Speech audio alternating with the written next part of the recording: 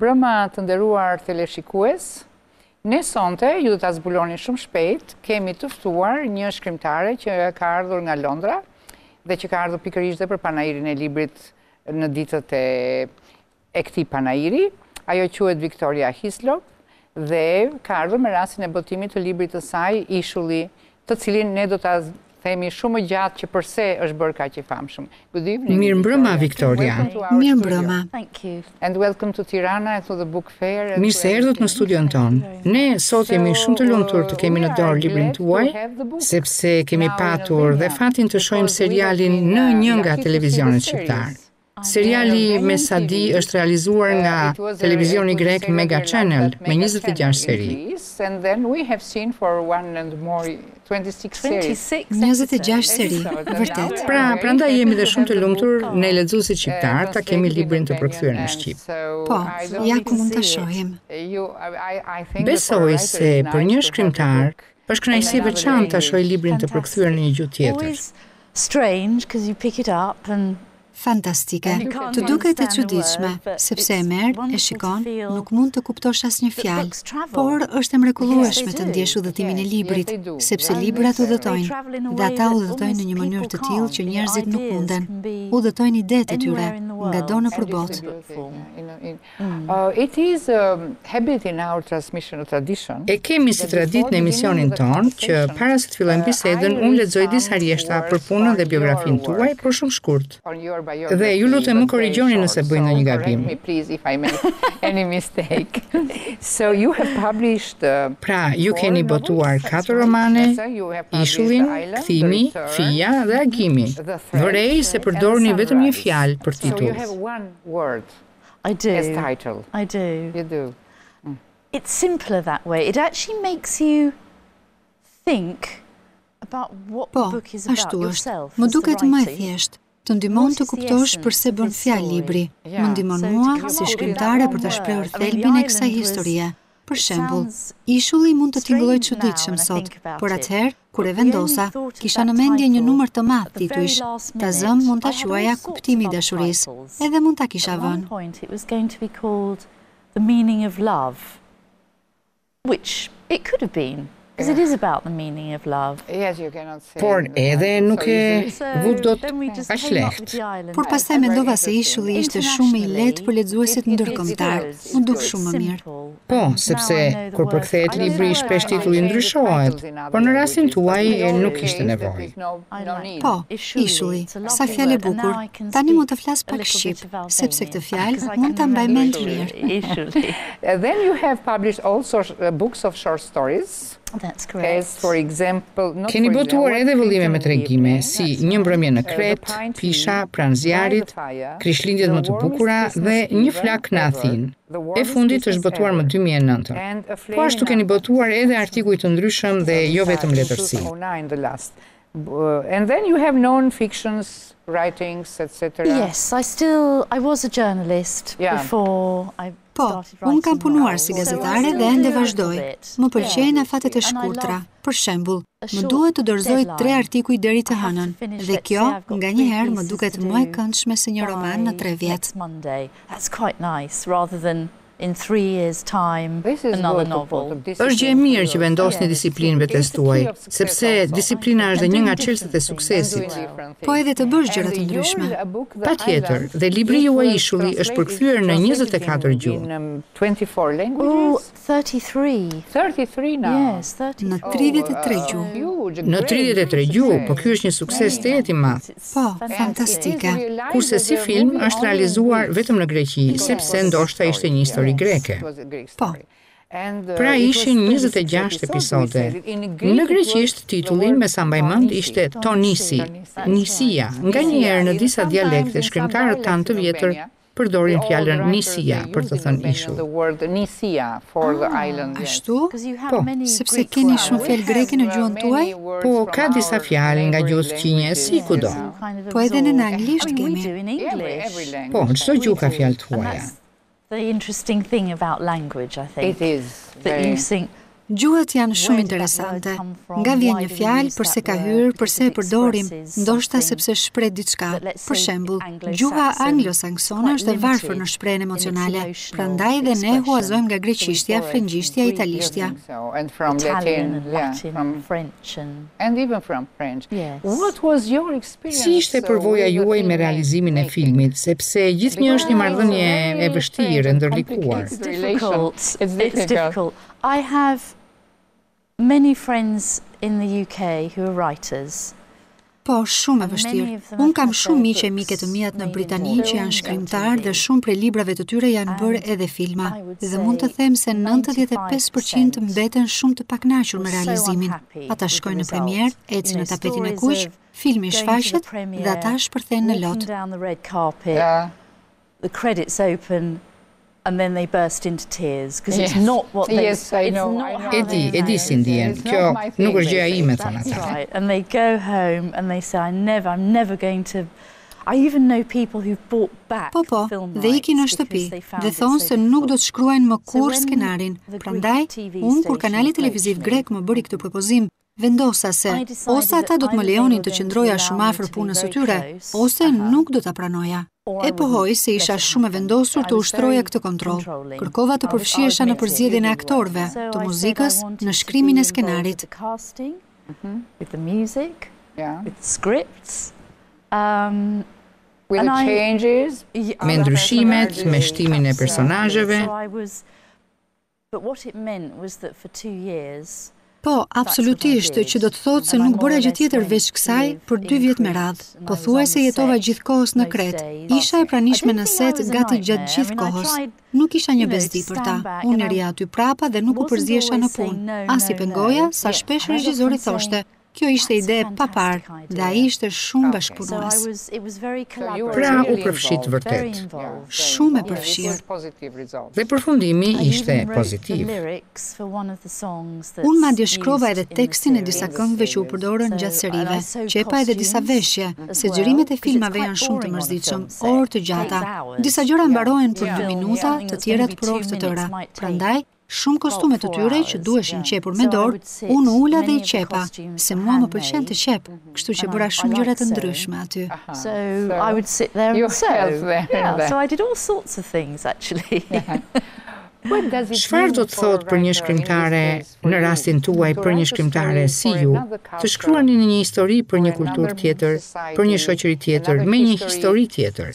Pra, ju doli nevoja të harxhonit kohë për të vëzhguar, të studioni dokumenta historik? Well, with the island, because I didn't speak any Greek, Me librin Ishulli po, sepse unë atë kohë nuk kisha idenë e gjuhës greke dhe fillova ta mësoj kur po xhirohej filmi. Por, më parë, kur shkova në Spinalonga, ndjeva se duhet të merrja një vendim. Pata një ndjesi të vrullshme se duhet të shkruaja diçka për të. Kishi dëgjuar për historinë e tij më parë? I went there as a tourist and you saw the island. Saw the island and I thought Jo, herën e parë shkova atje thjesht si turiste. Pa Ishullin dhe Befas mendova, duhet të shkruaj për të, patjetër. Ishte diçka e brendshme, nuk mundesha të mos e bëja. Por, tani duhet të vendosja, ose të mësoja gjuhën e pastaj të shkruaja librin, ose të filloja të shkruaja e ndërkohë të studioja. Të përpiqesha të kuptoja duke vëzhguar, por pa mundur dot të lexoja asgjë. Dhe ndihesha në ngut të madh, nuk prisja dot. E dija se po të filloja të mësoja gjuhën e të mos mendoja për librin, subjekti do të më zhduke nga koka. Për këtë arsye, studimi im u përqendrua në bredhjet e mia nëpër Kret, duke vërejtur se si jetonin njerëzit, si ndërtonin marrëdhëniet mes tyre, si silleshin. Pra unë vëzhgoja. Në disa nga këto udhëtime mora edhe nënën time me vete, e cila është edhe mikja ime më e mirë. For some of these trips that I went on, I took my mother, who's my best friend. Dhe një udhëtare, njësoj si ju. E pa epur, ajo erdhi me mua pa ngurim, por gjanë edhe si greke nga pamja, vetëm si angleze nuk duket. Kur ishte e re, kishte flokët shumë të zinj, thuajse një mesdhetare e vërtet. Pra, unë dhe nëna shkonim gjithandej, uleshim nëpër kafenera dhe dini ç'bëja? I thosha mamas, ri drejt aty se po të nxjerr fotografi, por në të vërtet Kamera ime nuk i drejtoj asaj, por fytyrave të tjera që unë doja të fiksoja. Prasja ta spionët, unë fotografoja grekët e atjeshëm, vendesit, dhe fytyrat e tyre ishin një frymëzim për mua. Kur kthehesha në Angli, i zhvilloja fotot dhe jetoja me ato fizionomira. Dhe ato fytyra u shndërruan në karakteret e librit tim. Gjeta shumë pak gjëra të shkruara në anglisht mbi këtë ishull. Por, përsa i përket leprës, anës mjekësore të çështjes, unë bëra shumë kërkime. Dija dhe se ku e si t'i kërkoja, dhe kjo ishte shumë e rëndësishme. Në Londër kërkova dhe takova një profesoresh të njohur për sëmundjet tropikale, e specializuar për leprën, quhet Diana Lockwood, e cila u bë një aleate e fortë për mua dhe më ndihmoi shumë. Ajo më dha librat studimor mbi vitet 1930-40, libra origjinal të shkruar në atë kohë. Kështu, unë fillova të kuptoj se çfarë mendonin njerëzit mbi leprën në periudhën mbi të cilën po shkruaja. Këto studime ishin tepër me vlerë për mua. How people thought about leprosy during the period that I was writing about, and they were so valuable to me. Oh, I imagine, yeah. And what to do the Greek think about it? Po grekët si reaguan kur pan librin? U entuziazmuar? They were, and when I wrote, very enthusiastic, because for years. Shumë entuziast, sepse për shumë vjet ai ishull i vogël ishte shndërruar në një simbol frike, turpi, refuzimi. And of shame, the stigma was still there. Many people in Crete. A ka fshatra që jetojnë njerëz në to, në spinalonga? It's just there for tourists to go and wander around. Jo, është Kreti shkret. Atje shkojnë e vinë vetëm turistë, të cilët shohin shtëpitë e boshatisura, po edhe banorët e Kretës, të cilët nuk janë turistë në vendin e tyre, gjithmonë kanë patur një ndjesi turpi. Nuk u pëlqente që e kishin aq pranë, kishin, si të thuash, një farë antipatie për atë vend. Maybe understanding and sympathy for this place. Pra libri e ndryshoi shumë të ndjesi. Pikërisht, ma përsërisnin pa prerë, dhe këtë unë e quaj një pasojë shumë të mirë. Në Kretë takova një burr mjaft të moshuar, 85 vjeç, i cili kishte vuajtur vetë nga lepra. Ishte shumë i shfytyruar në fytyrë, hunda, veshët, pa flok se i kishte humbur nga sëmundja.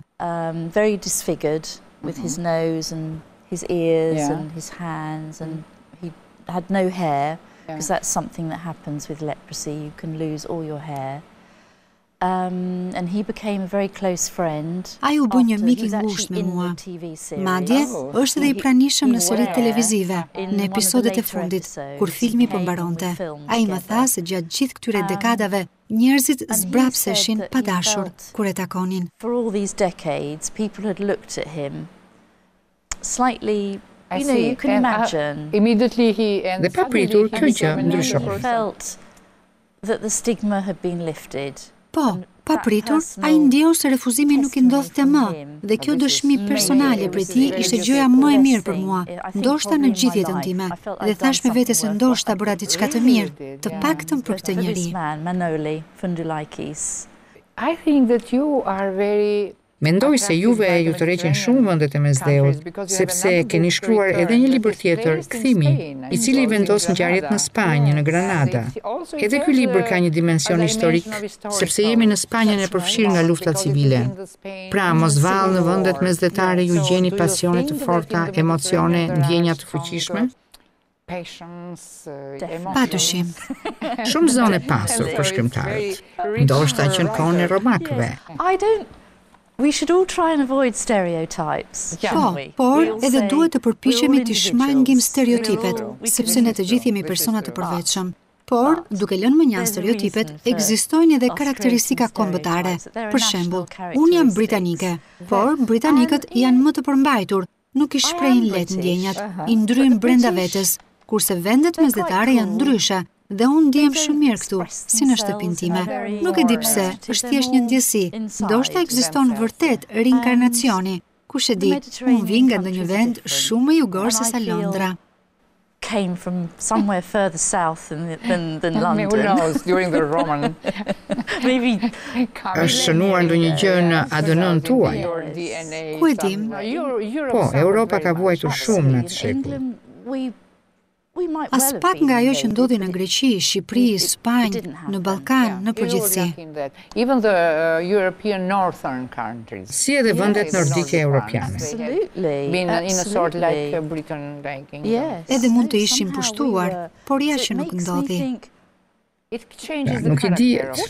Po, dhe nga një herë unë them me vete, po për çfarë të shkruaj këtu në angli?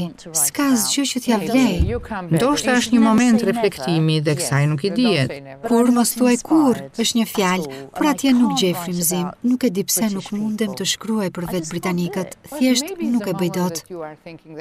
Unë nuk I kam lexuar të gjithë librat tuaj, por përpiqem të kuptoj përmes kritikës letrare dhe gjithë çfarë është shkruar për veprën tuaj dhe kam vënë re se asnjë roman I juaj nuk është autobiografik. None of your novels is autobiographical. Jo. It is a choice. Kjo është një zgjedhje apo është një angazhim I ndërgjegjshëm për ta shkruar letërsinë jashtë vetes tuaj? Për mua është më interesante kështu. Mos është më lehtë të shkruash vepra autobiografike? Nuk e di, sepse nuk e kam provuar asnjëherë. Ndoshta unë I shpërndaj disa tipare të mia të në disa prej personazheve të mi, por kjo ndodh në mënyrë të pandërgjeshme. Kur filloj të shkruaj një libër mbi një kontekst historik, unë dua të mësoj edhe vetë se jam shumë egoiste. Studioj 18 muaj rresht, sepse kam dëshirë të mësoj sa më shumë. Për të gjitha subjektet e romaneve të mi, si për shembull për luftën civile në Spanjë, apo për sëmundjen e leprozës, unë nuk kam ditur asgjë. Unë jam si lexuesi. Hap librin, filloj të studioj dhe gjithçka më rrëmben, sepse historia vetë është e jashtëzakonshme. Prej saj mëson shumë gjëra të pabesueshme, si jetonin njerëzit, sa vuanin, si mbijetonin. Dhe kjo nuk ka të bëjë as pak me mua si person, por aty jam vetë unë që projektohem në kohën kur ata njerëz jetonin përmes këtyre ngjarjeve. Prandaj dhe mendoj se po të shkruaja për veten time, do të ishte diçka shumë e mërzitshme. Asnjëri nuk do të merrte mundimin të më lexonte.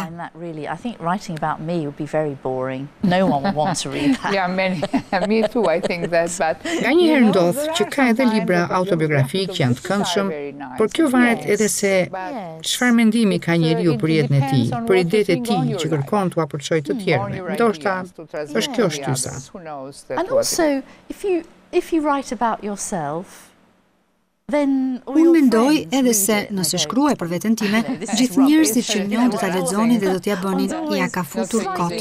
Mua më shqetëson fakti se çdo të mendojnë ata për mua. Mendoj se të shkruash për jetën tënde do thotë të shkruash edhe për njerëzit që njeh, dhe këtu fillon edhe bëhet e rrezikshme. Pra, kur shkruaj mbi Spanjën, Greqinë, për Kipron, asnjëri nuk mund të më thotë, "Oh, kjo historia pas ka lidhje me mua." So you're safe. This is very interesting. Shumë interesante si e shpjeguat. Në një prej intervistave tuaja kam lexuar se numri juaj me fat është numri 3. Po pse? For me it's a lucky number and it's a very strange thing. I just had a look initially and it hasn't happened initially. Po, sepse për mua ai është një numër me shumë fat. Ka edhe diçka të çuditshme që më ndodh. Ja, aty është romani Ishulli, për shembull. Kur mbaroj një libër dhe e shpije në shtyp, më del se numri I faqeve është 393. Më ndodh gjithnjë kjo koincidencë. Brenda saj ka një pasion. Dikush mund të më thotë se ka lidhje me trininë e shenjtë, Ati, biri dhe shpirti I shenjtë.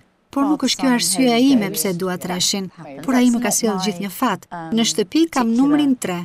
Shumë gjëra të çuditshme që më ndodhin me treshin.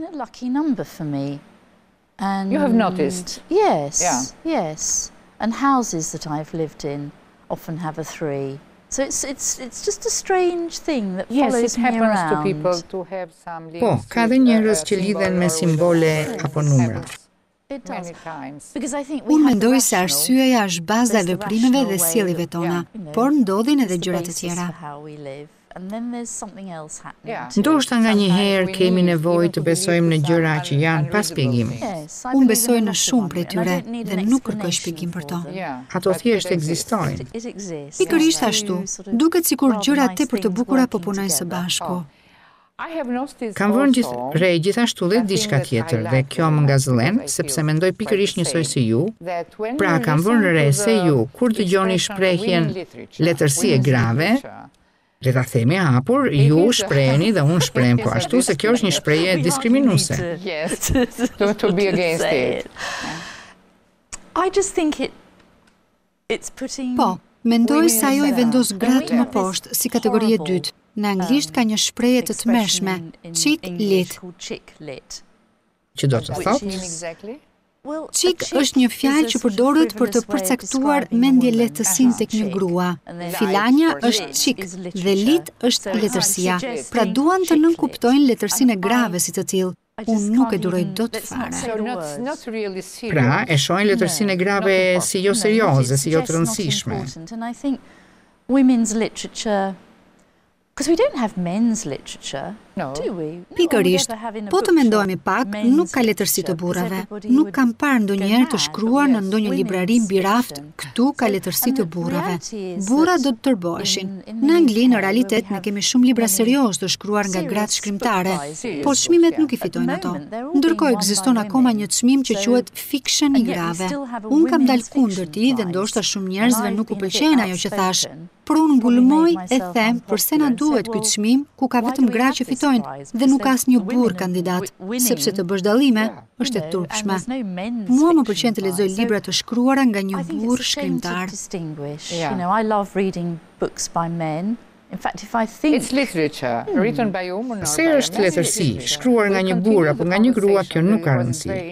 Tani do të ndjekim një hapësirë të vogël publicitare dhe do të kthehemi në studio. And then come back to the studio.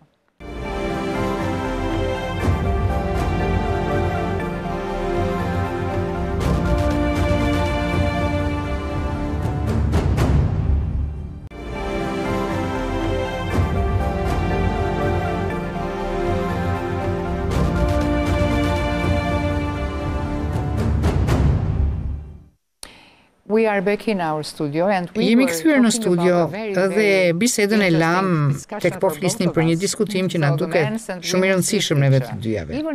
Burrat dhe gratë që shkruajnë dhe që I diferencojnë. Kjo gjë ndodh edhe tek ne. Patjetër, është dukuri ndërkombëtare.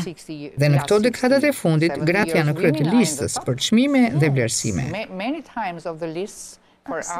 Nuk besoj se duhet të shqetësohemi për këtë. Jo, sepse ne fituam. Yes, we do. At the moment we have. Po, ashtu është. Gjatë shekullit të 19 në Britani shumë nga shkrimtarët e mëdha detyroheshin të përdornin emra burrash. Për shembull, George Eliot from Britain had to use men's names. Ju keni një traditë të shkëlqyer shkrimtarësh në Angli. Si e kishte emrin e vërtet? George Eliot, what's her real name? Si e kishte? E shikoni? As nuk e di. Dhe ajo mbeti George Eliot, po edhe motrat Brontë. Yes, the Brontes. Yes, they used. Po, edhe motrat Brontë. Le të flasim për Donna Tartin. Besoj se është përkthyer këtu. I'm sure she's translated. Po, është përkthyer. And I think she writes. Ajo nuk shkruan si një grua, le të themi. Ajo shkruan si një shkrimtare. Është një nga autorët e mia të preferuara. Është, sipas mendimit tim, një nga autorët më të mëdha të kohës sonë. Një mënyrë tjetër diskriminuese është kur gazetarët ose kritikët të thonë, meqense ju jeni grua, ju mund ta përshkruani më mirë figurën e gruas. Dhe e thonë në një mënyrë sikur gratë duhet të trajtojnë vetëm gratë në librat e tyre. The women must do only women in their books, you know? Yes, I'm trying. Pikërisht, unë përpiqem që në librat e mi të tjerë të ndërtoj figura burrash më të skalitur. To write some good male characters, and the latest one in English, because there are also men that have written very good. Sepse ka burra shkrimtarë që kanë përshkruar figura shumë të thelluara grash. Për shembull, Anna Karenina.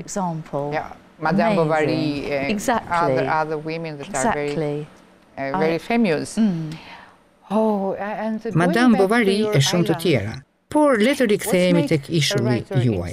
Çfarë shtyr një shkrimtar që me subjektin e tij të shkojë tek një realitet më I gjerë, më I skajshëm? Mos është vetë natyra universale e letërsisë?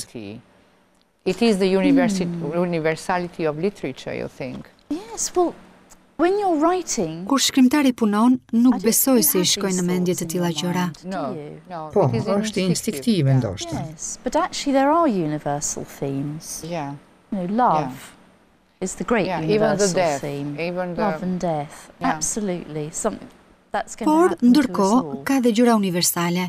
Dashuria është diçka universale, edhe vdekja. Ato i ndodhin njeriut në çdo cep të botës, edhe vuajtja është universale. Madje duket sikur bota nuk do të bëhet më e mirë po të eliminojmë vuajtjen, sepse ajo është pjesë e qenies tonë. Ashtu jemi krijuar. Dhe këto gjëra mendoj se janë gjithnjë të pranishme në letërsi. Kur shkruan një histori, të duket sikur ke qenë atje, dhe potencialisht çdo histori është universale. And so, if you're writing a story, I don't know how one would not have them in there. So potentially every story is universal, I think. Madje edhe një shumë e shkurtër. And I think the idea of the island, although the theme wasn't in, I wasn't thinking here is a theme. I was writing about a very specific place. Po, ja të marrim romanin tim Ishulli në të cilin trajtoj një temë shumë specifike. Nga ana tjetër, Ishulli në vetvete është mjaft simbolik për shumë koncepte, si për shembull për izolimin, për individin, për rrethanat se si ne jetojmë dhe në marrëdhënie aksidentale me një grup njerëzish. Pra, tema e Ishullit është universale. Unë, kur gjërat ishin shumë nga afër, e kam të vështirë të shkruaj për to. Ndoshta shkruaj për vendet mesdhetare sepse atje jam një e huaj dhe ashtu do të mbetem gjithnjë. Kjo gjë qëndron brenda meje si kutia e zezë e aeroplanit. I seem to write in these Mediterranean places because I am an outsider and always will be.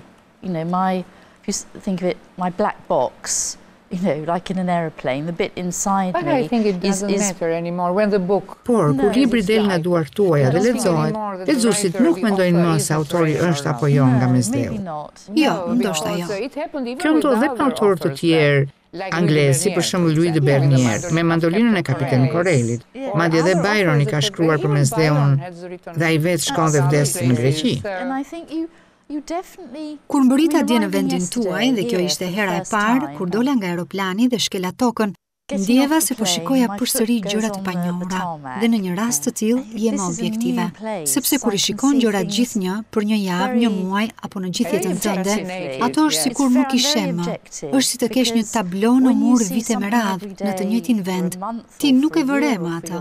Vetëm kur e lëviz pikturën dhe e vendos në një dhomë tjetër, papritur, diçka e re ndihet. You know, like if you have a painting on your wall and it's in the same place for years, you don't even notice it anymore. It's only when you move the painting and put it in another room that you suddenly go, Një ndryshim. Po, kur je I huaj I shikon më me imtësi gjërat. Ndryshim madje zgjat jetën, se kur gjërat shtohen, kur jeta është më e mbushur, pra më e gjatë duket, dhe I ngjan teorisë Einsteinit. Më pëlqen ky mendim. That's a nice thought. If you have many things through your life, or you have many similar days. Yes, that's right. I think it's the long life is different. Gjatësia e vjetës mendoj, varet nga çfarë bën atë. Kur lexoja librin tuaj, por dhe kur shikja serialin, më vinin gjëra në mendje që I vijnë dhe kritikëve, por juve ndoshta jo. Mendoni se qeniet njerëzore sillen në mënyrë të ndryshme në rrethana të ndryshme.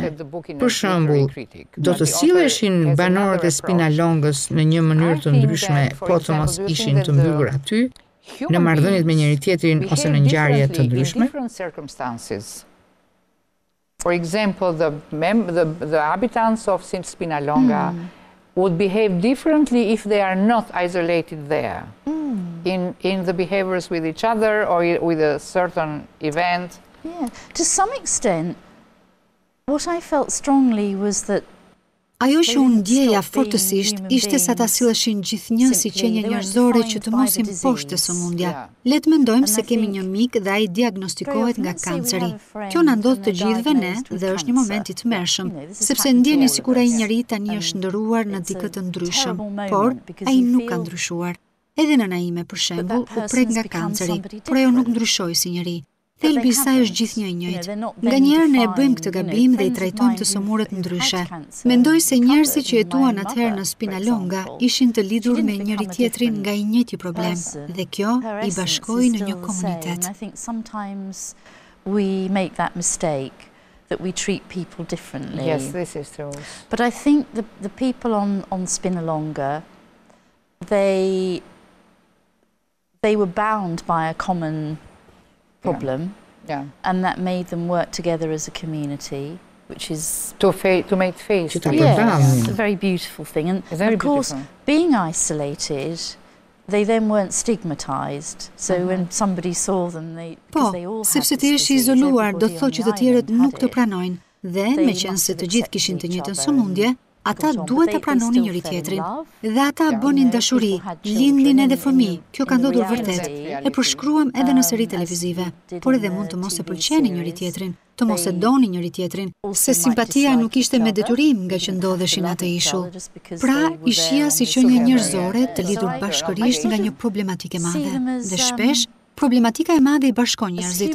Kur dëgjoj për shembull nënën time që më tregon se çfarë ndodhte gjatë luftës së dytë botërore, ndonse ne nuk u pushtuam, por kishte bombardime dhe kërcënime të frikshme. Më duket sikur ajo ka një lloj nostalgjie për atë kohë, sepse thot se ajo gjendje I bashkonte vërtet njerëzit. Although we weren't occupied, there was a lot of threat and bombs dropping. And my mother has a sort of nostalgia about it. She says it really brought people together. Kishte solidaritet. Yes, there was a solidarity. Po, kishte solidaritet. Dhe nëna ime e kujton atë kohë gjithnjë, sepse thot që njerëzit nga problemet që kishin për të zgjidhur u bën më të fortë dhe si rrjedhoi edhe vetë shoqëria u forcua. They had problems that made them stronger and more of a society in some ways. Është si një sfidë. Kur ndodhesh në një situatë shumë ekstreme dhe ne vrejmë në raste të tilla manifestime të ndryshme të sjelljes njerëzore.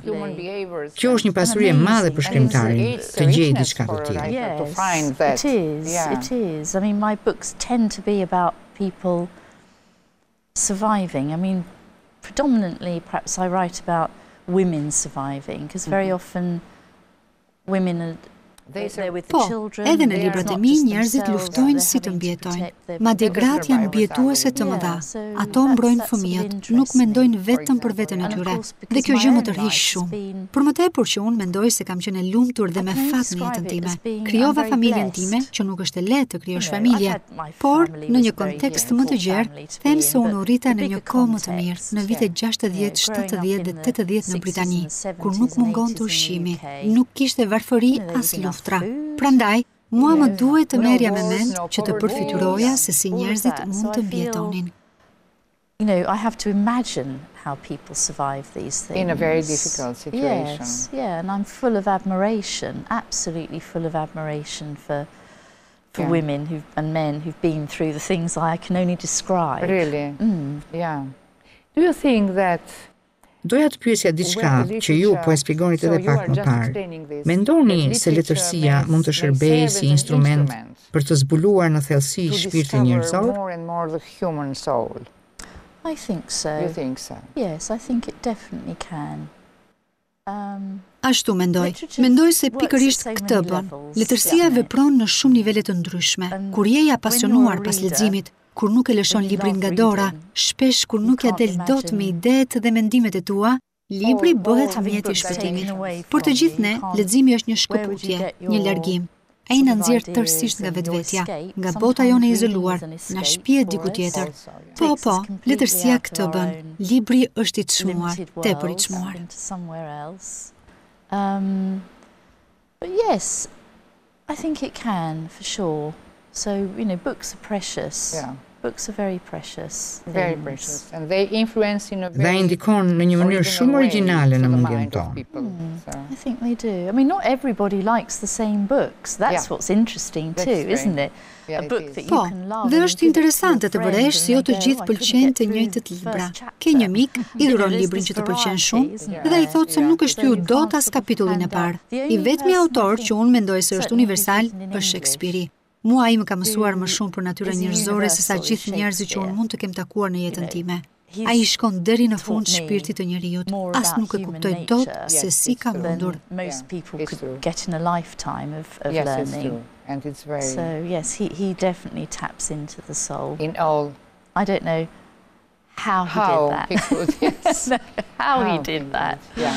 This is the phenomena He's a of the phenomenon. human. Ai është një fenomen. Do you think Dhe tani, the last një pyetje të fundit me që dhe questions koha we have jonë now po for our mbaron. time is A mendoni se libri do t'i rezistoj internetit, librave online, smartphonave? Smartphones. Yes, it's interesting. I think the thing that I worry about more is younger people reading and reading books because they're very Në të vërtetë unë shqetësohem më shumë për leximin e të rinjve, sepse ata janë shumë të prirur ndaj internetit, që e përdorin në telefon. U pëlqejnë gjërat e shkurtra, gjithçka është krejtë, shpejt dhe e shkurtër, dhe vërtet shqetësohem për faktorin e përqendrimit tek të rinjt, sepse ata janë të bombarduar me Facebookun, Instagramin, Twitterin, të gjitha këto hapësira për ta janë si pulsime të paprera. Atyre u duhet modë vjetër, të ulesh e të lexosh një libër. Pulses, I'm a bit old-fashioned about this, whereas sitting down reading a book të mendosh, të reflektosh. It requires you to be still, not to have all this other stuff coming into your head and you have to focus. Të jesh më i qetë dhe të mos kesh gjitha ato sulme që i bëjnë kokës tënde dhe më shqetëson fakti se po lexojnë njerëzit. Them që sikur ata të ulen e të lexojnë për 3 orë, do të ishte lumturi e madhe, sepse kur përthitesh nga një histori, e harron dhe vetë kohën. Do doja t'ju thoja adoleshentëve, 20 vjeçarve, shuajini pak telefonin dhe merrni një libër.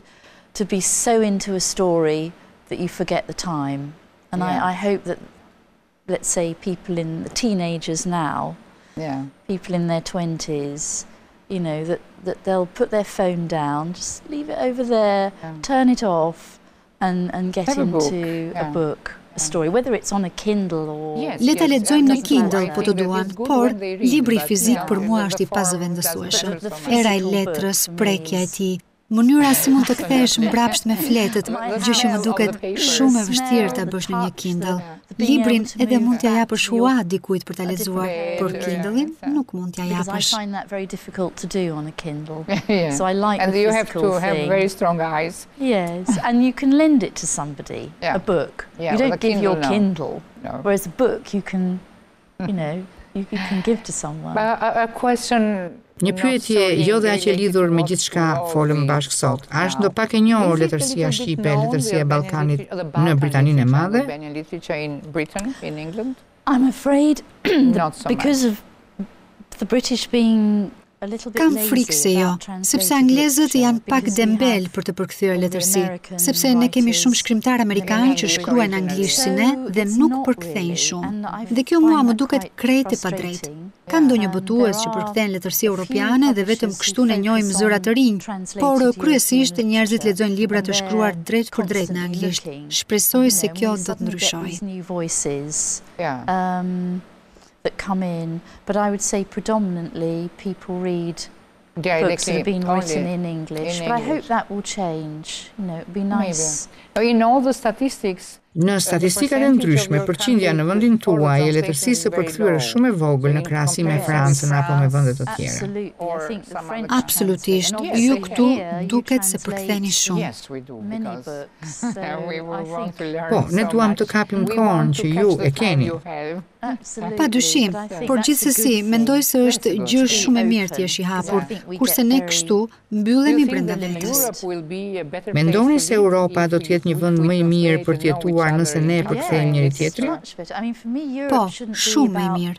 Tek ne në Britani, kur flitet për Europën, nuk kuptohet vetëm euro, çështjet financiare, parat me një fjalë. Por Europa nuk është vetëm kjo. Ajo është jetesa jone e përbashkët e madhe me kaq shumë individualitete. Është mundësia e shkëmbimit të kulturave dhe të mësuarit nga njëri tjetri. Big entity with all these individual parts, and having shared culture and learning about each other's culture. And we have a so beautiful continent. Dhe ne kemi një kontinent kaq të bukur, të pasur me histori dhe kulturë. Po, kjo duhet jetë Europa, një bibliotekë e madhe me shumë libra, biblioteka europiane. Yeah, it's a brilliant in the European Library. Sa koncepti bukur. Mirë, Victoria, ju falenderoj shumë që erdhët sonte në studio.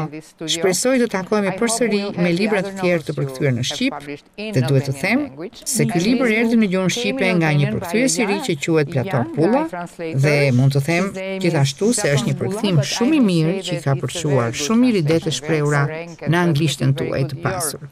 Edhe njerë, shpresoj t'ju ftoj përsëri në studio kur të vini në Tiranë në Shqipëri. Our studio and in Tirana and in Albania. Thank you very much. Shumë faleminderit.